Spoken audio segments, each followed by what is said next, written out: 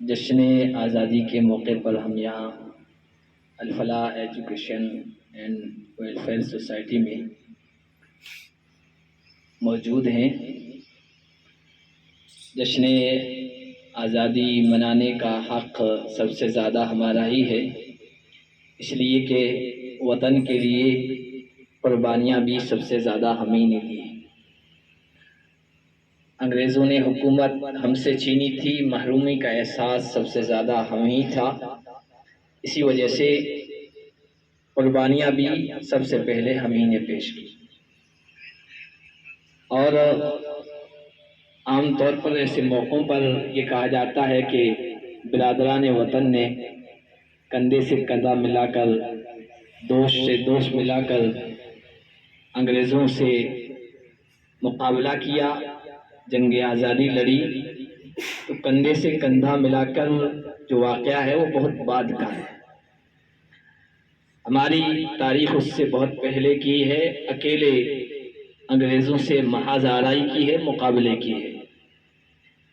تاریخ آزادی جب بیان کی جاتی ہے تو عام طور پر 1857 کی کرانتی کا ذکر کیا جاتا ہے اور اس کو سب سے زیادہ نمایاں کر کے پیش کیا جاتا ہے۔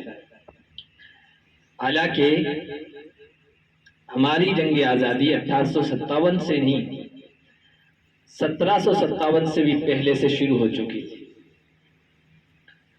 فدائے ملت نواب سراج الدولہ نے سب سے پہلے، بلکہ ان سے بھی 4 سال پہلے 1753 یا 54 میں ان کے نانا وردی علی خان نے سب سے پہلے انگریزوں کے خلاف لڑائی دی اور ان کو ناکوں چنے چبوائے۔